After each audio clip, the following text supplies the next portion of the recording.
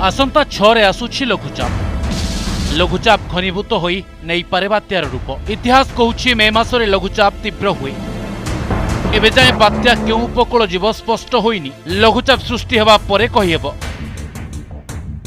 पुणी डराइलाणी मे मास।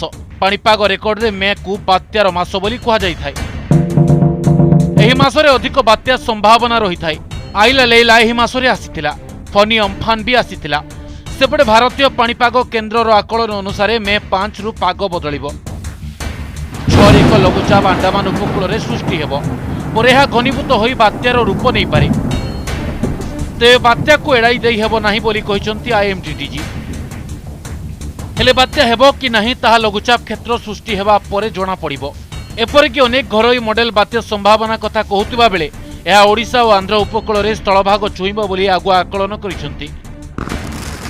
तेबे आज राज्यर किछि स्थान में कालबैशाखी वर्षा संभावना रही।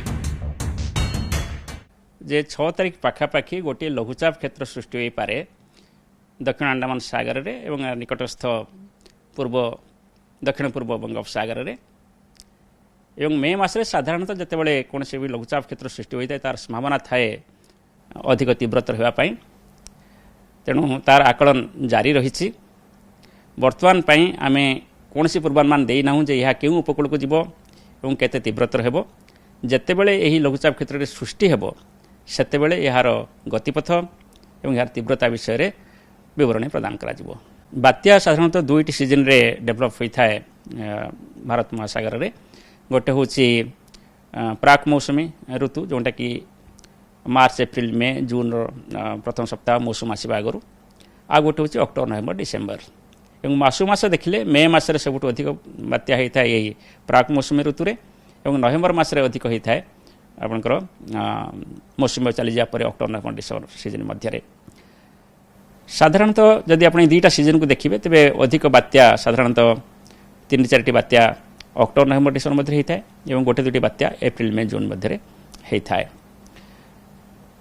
तेणु बात्या को एड़े दे हम ना यही सीजन रे बात्या होता है। तेणु आम कंटिन्यूअसली निरवच्छिन्न भाव में यार आकलन जारी रखीछु एवं यार प्रतिदिन यार अपडेट दि जाउछि जे केबे लघुचाप क्षेत्र सृष्टि हेबो यार गतिपथ किभଳି रहिबो तार पूर्वानुमान आम केवल लघुचाप क्षेत्र सृष्टि होगा पर ही कहबू। आज जो पूर्वानुमान आमर जाइए ओडिशा रे कालबैशाखी परिलक्षित हो पारे पूर्वानुमान दि जाइए। काली पाखरु अंशुघात बा ग्रीष्म प्रभाव ओडिशा हबार कोन संभावना नहीं। सेपटे पाणीपाग विशेषज्ञ कहते मे मासरे सृष्टि होइतिबा लघुचाप घनीभूत होई बात्यार रूप नहीं थाए सत हेले बात्यार प्रकोप कम रही थाए।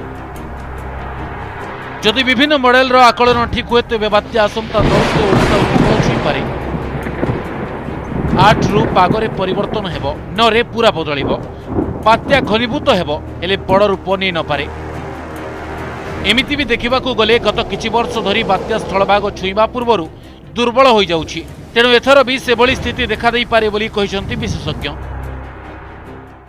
नहीं सी जो सिस्टमटा किसी फर्म होची कारण जो आगुरी मॉडल इंडिकेट करूला जे 4 तारिख तापमान कमी बोली मॉडल आ इंडिकेट करनी 4 तारिख तापमान कमी बोली आभ्यंतरण ओडिशा रे।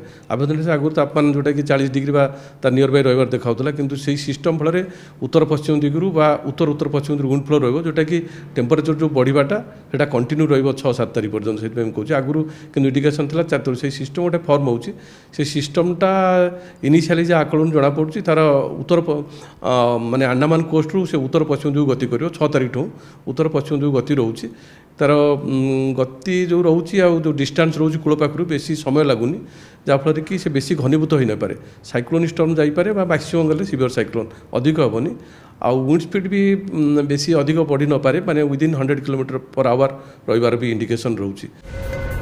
विशेषकर मे और नवेम्बर मास को बात्यार मास बोली धरा जाई थाए। तेबे पूरा चित्र आसंता 3 रु 4 दिन मध्य जणा पड़ी पारे।